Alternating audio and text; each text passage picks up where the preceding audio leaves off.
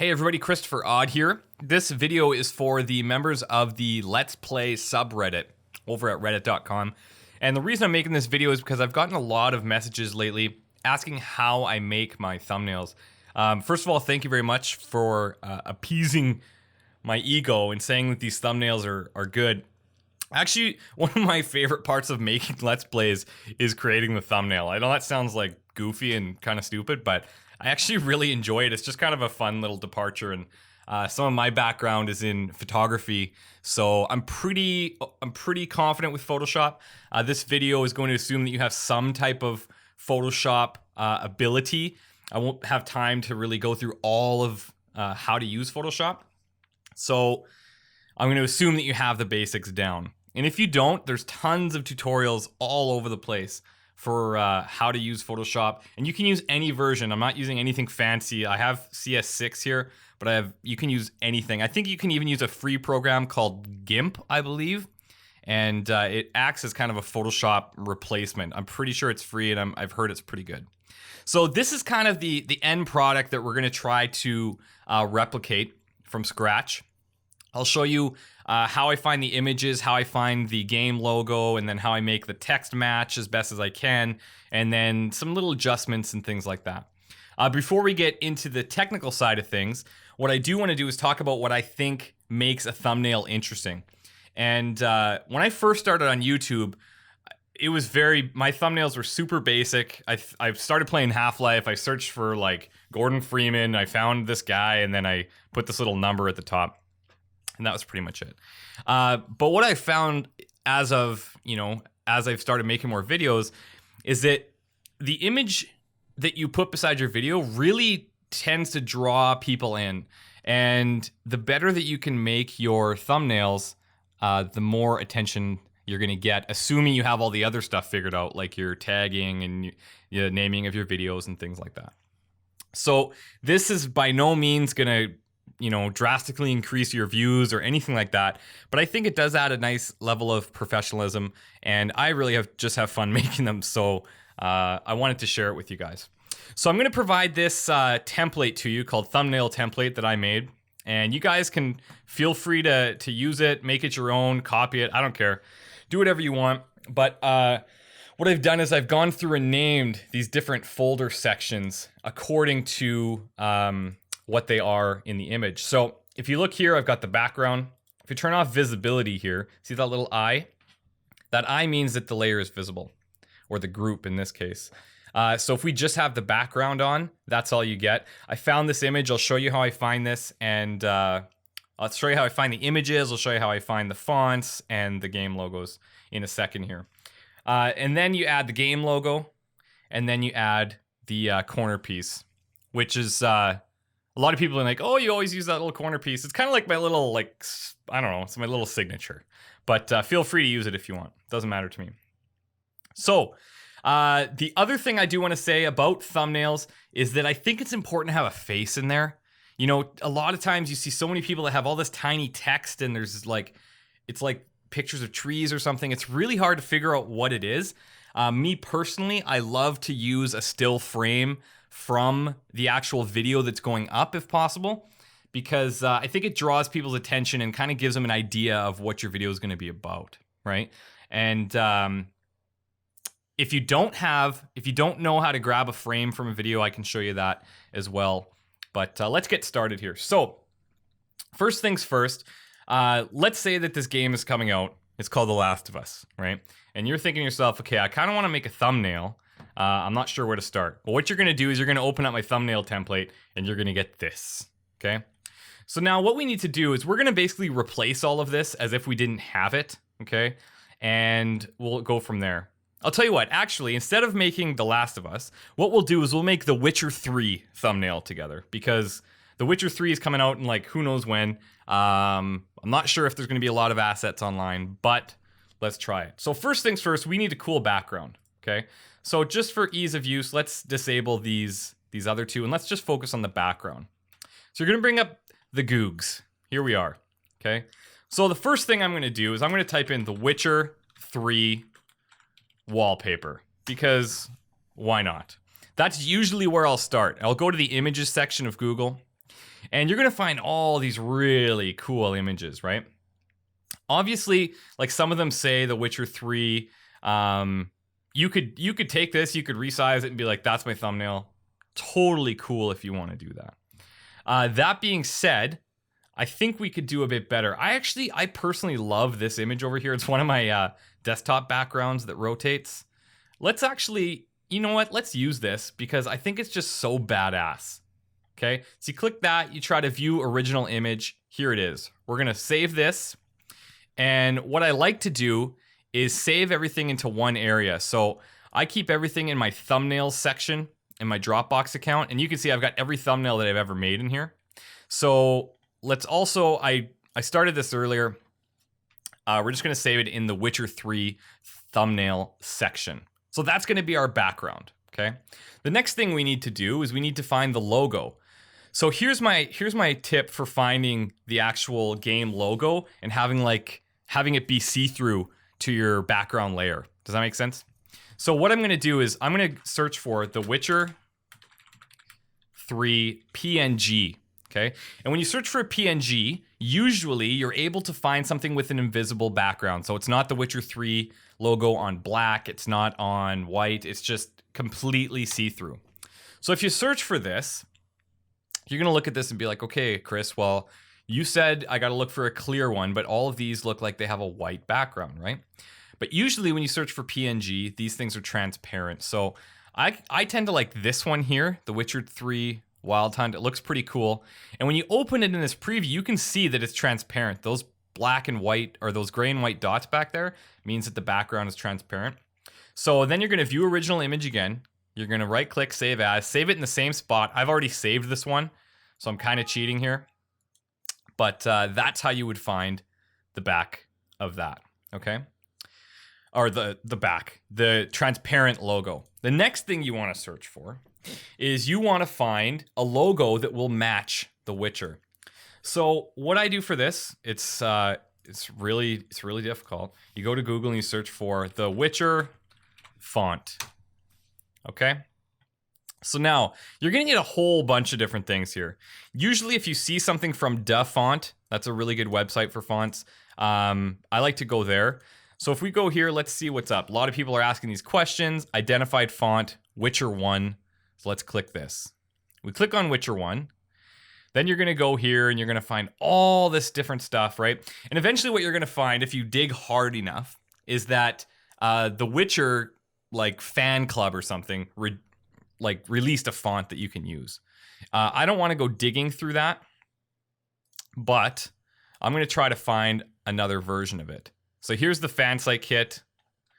Of course, it's not available. Fan kit is no longer available from that link. Try downloading the bonus packs. And here, this is kind of the stuff that you need to do. I'm not going to cut this out because I think that it's cool for you guys to see. This is what I do like for a thumbnail. So I'm going to download this. Let's save it in the same location. Not a big deal. It's going to take 56 seconds. I already have this font, but I can't remember what the font is called.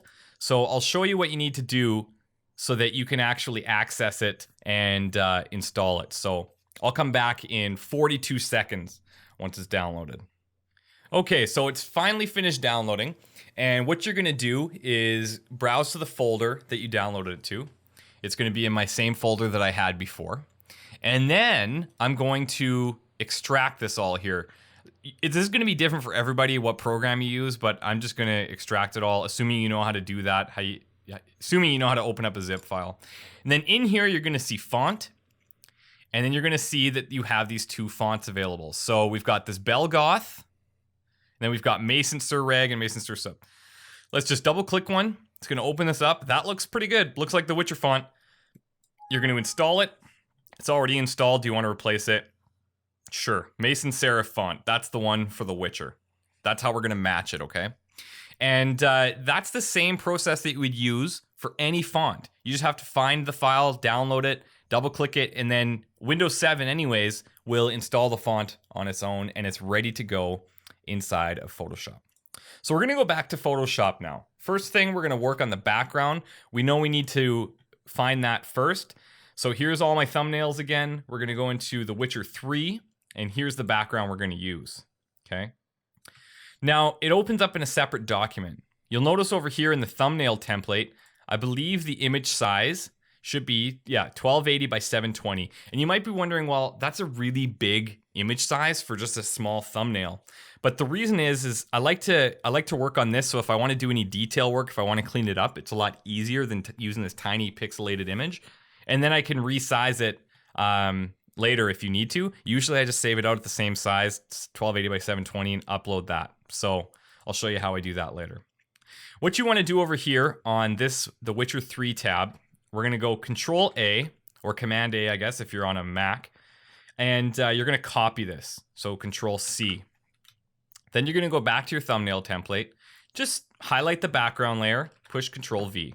Perfect. So it's pasted over there. There's multiple ways to move it. You can do all sorts of things, but that's the easiest way. Then what we want to do, obviously it's too big.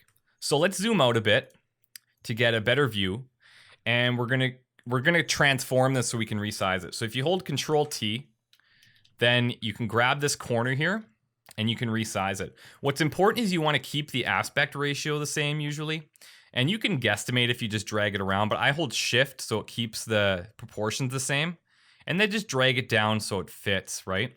And now it's not the same dimensions. It's not the same ratio of height to width. And so what I like to do is just place it where I think it's going to look cool. And you see here, his face is a little bit off to the right, so it leaves room for the logo and it leaves room for the episode number at the top. So that's how I'm going to do that part. And you're probably wondering now, okay, well, we have a bit of a problem here. As you can see, this doesn't match, right? And there's a lot of ways that you can fix this. You can do this very simply. You hit M, and you want to make sure your rectangular marquee tool is selected. If you need to alternate between, if it happens to be a circle, let's say you hit M and this happens, then that means you don't have the rectangle selected. So what you would do is hit Shift M, or just go up here to this square or circle, whatever it happens to be, and hit rectangular marquee tool. Now, what I like to do, the easiest way, make sure that this layer that you just brought in is highlighted. Just drag over the edge like this.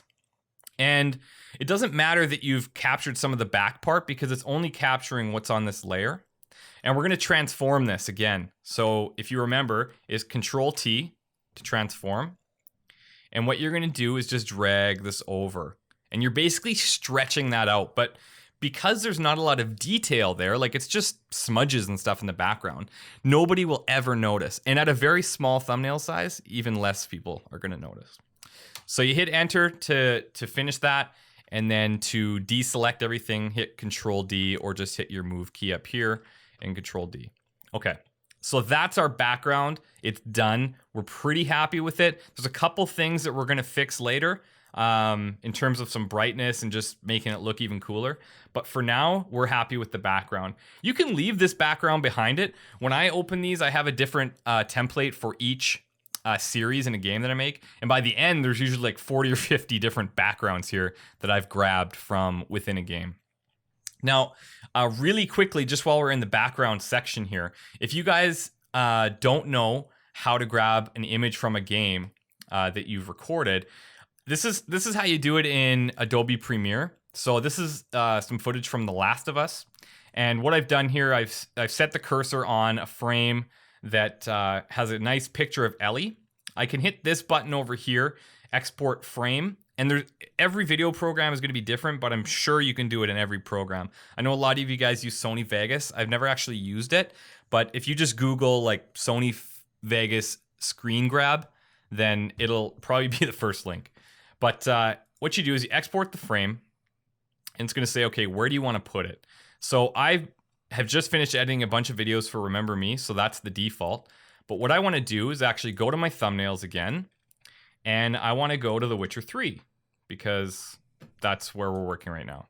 So it's just going to save this out. You can name it as anything you want, right? So there's Ellie. And the same way that we brought the Witcher wallpaper in here, we're going to open.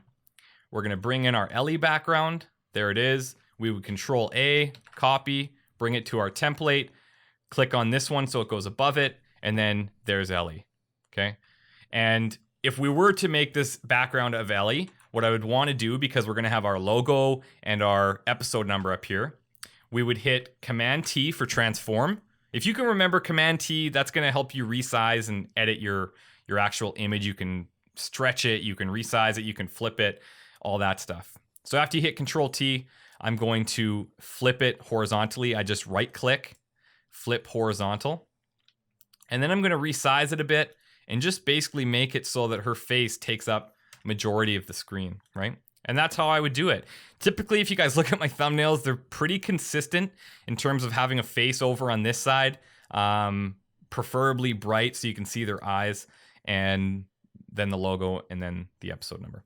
So I know I'm probably being super thorough, but I know there's going to be a lot of questions, and I'm hoping that this makes it easy for everyone to understand depending on your different situations, okay? So we're just going to click on this layer. We're just going to hit delete because we don't need it. We're working with Geralt the Witcher, all right? Now, the next thing we need to do is we need to find a logo. As you can see here, I've got The Last of Us, but that's not going to make sense. So we need to go find the Witcher logo. We already did find it on Google. Now we just need to open it up. And there's a couple of things that are interesting. If you were to just right click on the image from Google, actually, I'll just show you because this will make more sense. Let's see here. Here's the Witcher 3 PNG, okay? We're gonna go here, and if I just right clicked and copied this image, I go to Photoshop, and if I paste it in, just paste it above, you're gonna see that it comes in with a black background, like weird, right? Because it was even a white image. So with PNGs, it's kind of tricky, but what you need to do is you actually need to save it to your hard drive like we did, and then you need to open it, and you're gonna see that now Photoshop has done a good job of removing the background, okay? There's ways to remove the background. Let's say that it was black. That's a whole other thing, but I better show you guys because I know some people are gonna find just that problem. So I'm just gonna copy this. I'm gonna put this in here. Let's say that I have this and I wanna use just the letters and I don't want the black. There's this tool here, it's really simple. It's called the Magic Wand tool, okay? So you can click that, click on the background, it's all black, right? And there's this tolerance stuff up here, so you can make it grab more, grab less. I don't want to get into the technical side, but you want it to be so all these little marching ants are around the letters as much as possible. And then, you know what? Just hit delete, okay? So there you have it. You can go in here and you can get rid of the black inside the letters if you want. You can get as detailed as you want, but honestly, if I couldn't find a transparent background, that's exactly what I would have done. And it doesn't look too much different than this. It's a little bit less detailed around the edges, but you'd be able to add a shadow to it anyways. So that's how you would do it. Anyways, let's assume that we open this PNG and we have this transparent background, okay? We're gonna Control A, Control C to copy. We're gonna go over here and just click on the layer with the game logo PNG and just paste it in, Control V, okay? So now you've got this logo here that you can move around. You can put wherever you want. You don't have to build these exactly the same way I am by any means. Do whatever you think looks best, and whatever's gonna work for you works for me. So I like to resize it. I like this to usually be pretty large. I'm okay with it going over the top of his face a little bit. And just to kind of test it, I like to zoom out and I like to see, okay, is that going to be an attention grabber? I think it's pretty badass, to be honest. I think it looks great. And I think that the more creative you can get with your logo placement and the way that the background is, the better, because you're just going to be standing out from the rest of the thumbnails in a sea of thumbnails, okay? Now, you'll notice here that I have these effects here. There's a drop shadow. Let me show you that. If I make the game logo PNG visible, okay, so I've got this eye here, you're gonna see that there's effects underneath. If I drop this off, you're gonna see that that little shadow behind those letters goes away. You see that? On, off, basically what I do that so that it stands out. And when there's a PNG, it's really easy to do because that background's gone, so it'll make the drop shadows look really cool. Okay, so let's go back to our Witcher logo now. And all you guys need to do, the simplest way, instead of just opening up the effects and making the shadow yourself, because I've got this template for you, you're gonna see these effects right here. All you need to do is hold the Alt key, okay? Hold the Alt key, click on these effects, and drag them up to the layer of the logo that you want to put that on. And you'll see it's got this drop shadow. Now it's a little crazy, right? The drop shadow is going to look different on every logo that you drop in there. All you need to do is double click the word drop shadow. And there's these triggers in here that you want to work with, okay? You've got the distance, as you can see. That's basically how far from the thing that's casting the shadow do you want it to move. I usually like to keep it pretty close. There's the spread, and as you can see, it just kind of makes it like softer or harder, right? And then you've got the size. This is going to be what makes this one look really good or really terrible, okay? So you can go all the way up here and it gets to be kind of crazy. Some of you guys might like having it like this. I personally don't, so I like to try to make it as subtle as I can. 5 seems to look pretty nice. 6 looks even better. And if I bring the distance down a bit, you can see now that it's casting a different shadow. You can go all out like that, but it gets confusing. I like to keep it just subtle enough that it's there. Maybe increase the size a little bit. And it's really finicky, this one. Basically 7 is full blown and 6 is like pretty nice. So I'm going to keep it like that. I think that looks pretty good. I might even bring the distance in a little bit more. You just want it to be subtle, but it definitely makes a difference, right?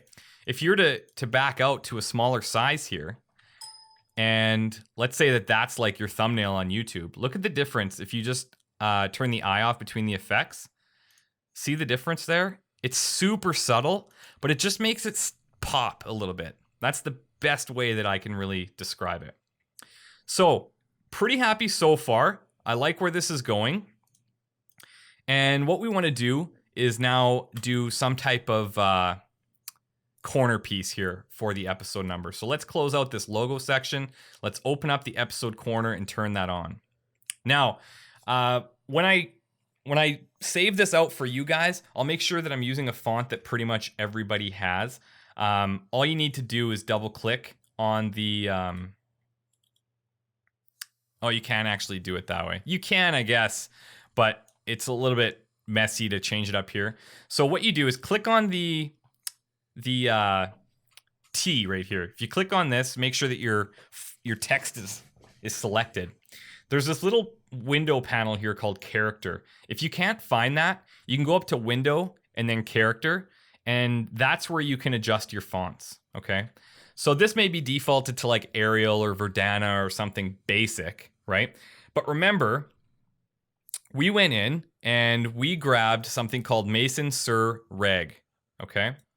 So if we search in here, you can just start typing it, Mason Serif Reg, perfect.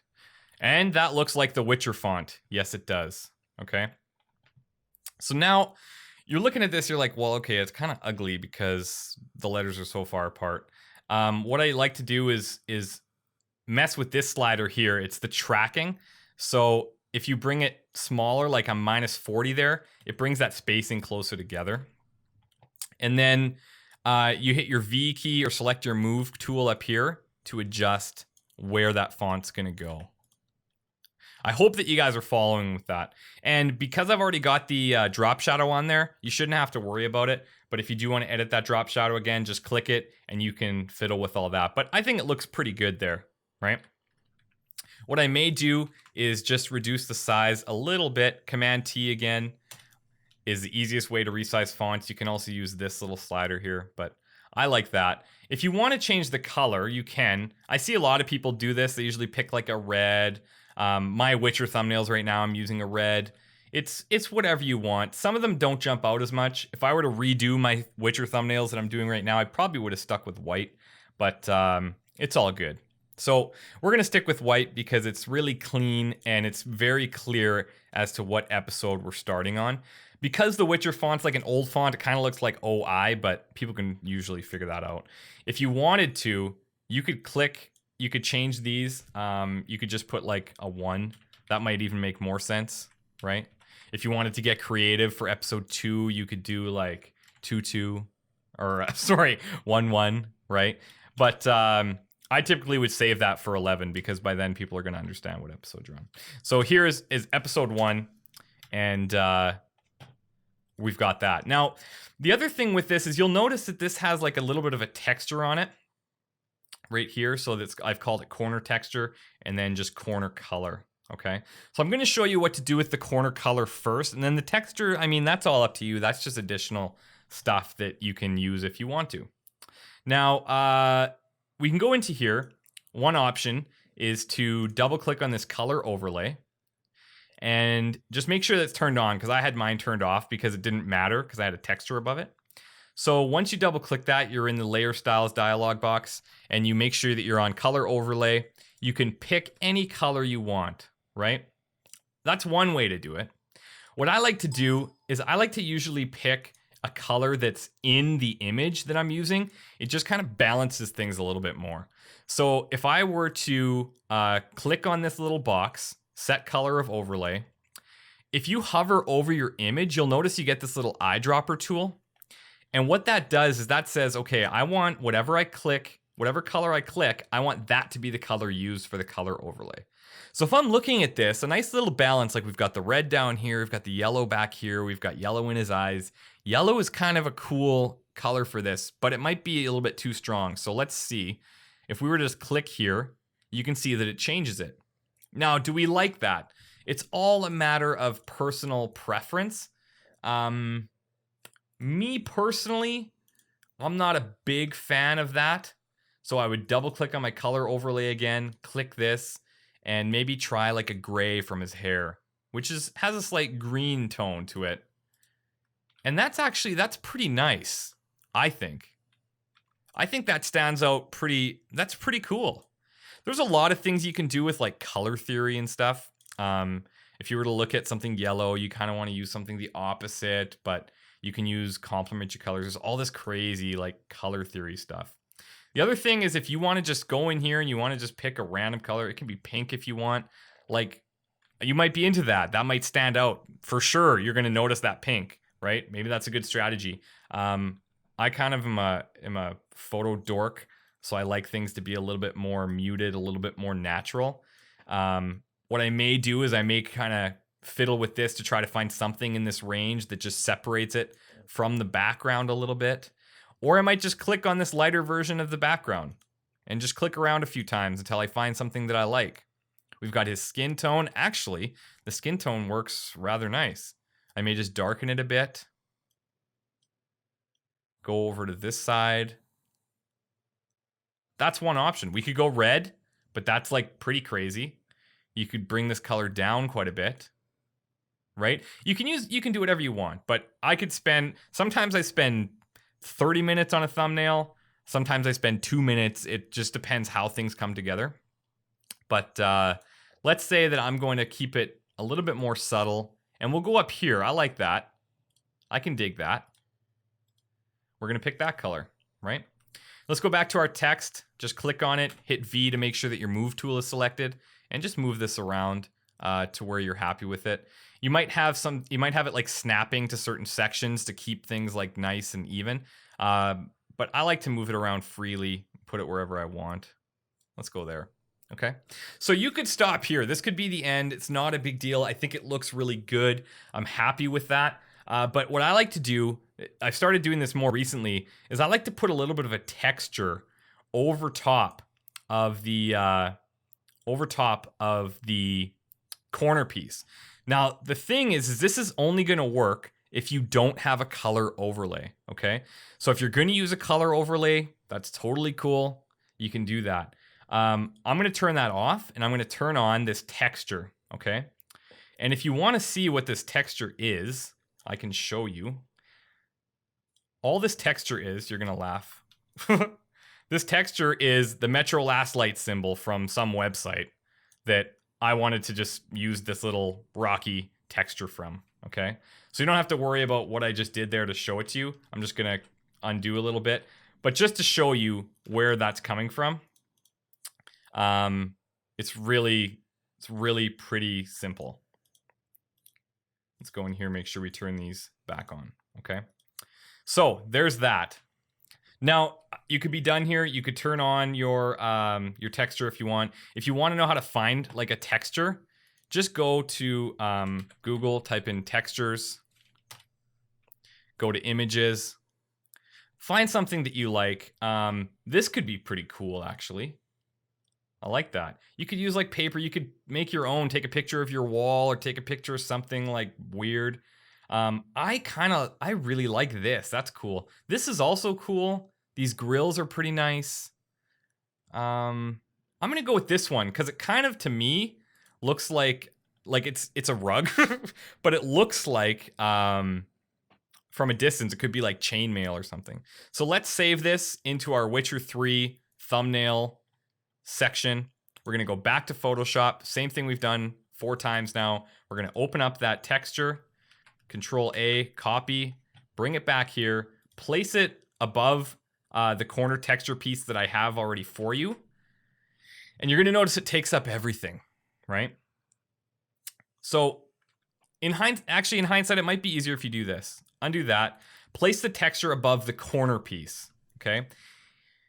If you do that, just hide the corner texture above it and remember to remove the color overlay, because now you've got, that's how you bring in that texture. Remember that color overlay has to be gone.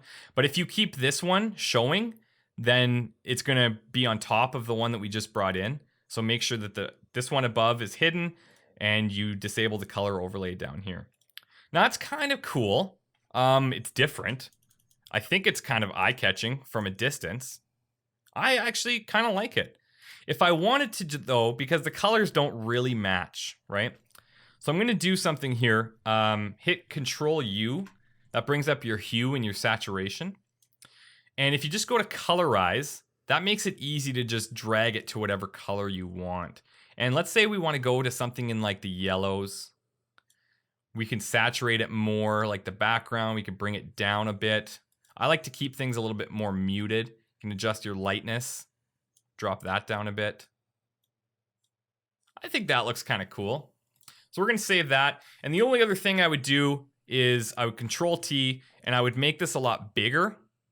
You're going to see it looks really pixelated, but once you hit enter, then it's going to render it to be a lot nicer. So hit enter. See how it brought in all that detail there? And that's just kind of a subtle thing. You may like that, you might not. I would probably mess around with it a bit. Maybe I actually wanted to go smaller. Yeah, maybe that's what I would do.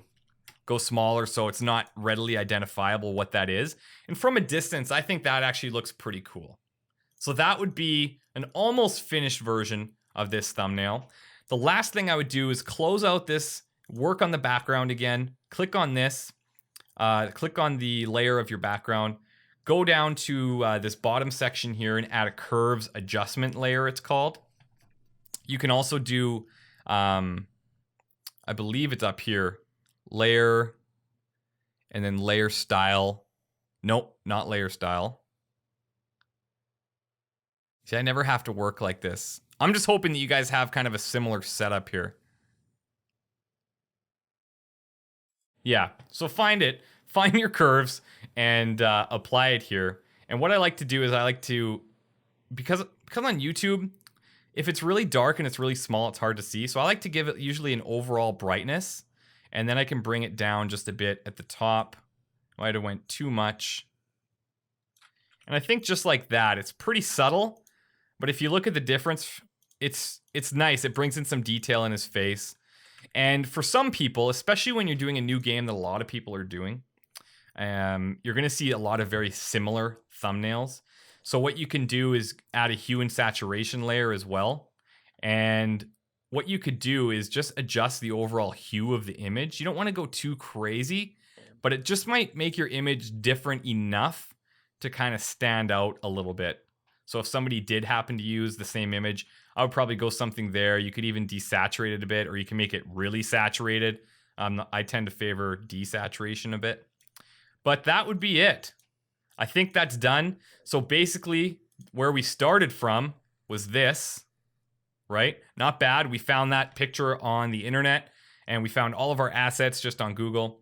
And then we changed it into that. I think it's pretty cool. I dig it. There's a lot of other little subtle things you could do in Photoshop, but we don't have time to go through all of that. The last thing I'll do is show you how I save the image out so I can use it as a thumbnail. What you do is you go up here, File, and Save for Web. Okay. If it's on an older version of Photoshop, you may see it say Save for Web and Devices. And basically what this does, it gives you a preview of what you're going to see online. Because we're viewing it at such a small size, it doesn't really matter. But I save it out as a PNG. I use 1280 by 720. It's the same size. It keeps it really simple. It's going to be 1.385 megabytes. It's pretty big, but YouTube does all the conversion stuff anyways, so you don't have to worry about how big it is. As long as it's under 2 megabytes, you won't have an issue.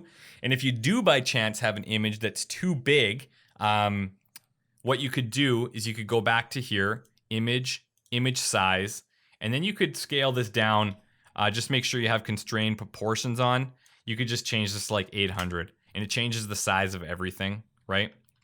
I'm just gonna undo that because I don't need to. So then you go Save for Web. You have all these different options, GIF, PNG, or JPEG, PNGs. You can use any one of them. I just prefer working with PNGs. So I save them, and you can save them again in your folder here. I have The Witcher 3, and I would save this as E01, so I know which episode it goes on, and that's done. So then when you go to YouTube, you select E01 as your thumbnail, and you're set.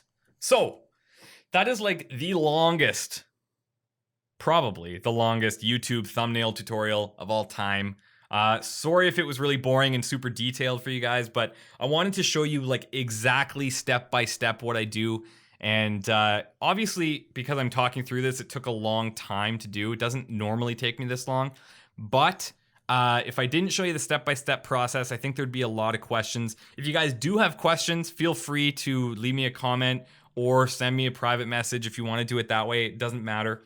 And I'd be more than happy to try to help you. If you leave a comment on Reddit, I'll try to respond there as well. It's not a big deal. I'm pretty easy to get in touch with, and I'll do my best to help you out. Oh, the last thing, I forgot to explain this because some people will have questions about it. You see how I have this little shadow here on the corner section? That's already included. So in the template, you're gonna see that. If you want to adjust it, you just go to the corner layer, double click the drop shadow, and then you can actually make this as big or as small as you like, whatever you want to do. Whatever is going to make you happy, you just do it. And if you want to change the shape, you can do that too. This is all you need to do is make a shape in Photoshop. So you could use like the pen tool. That's how I made this thing.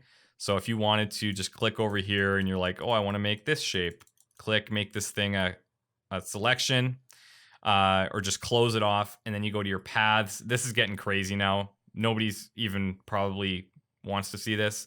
So you make a selection. Okay, great. That's exciting.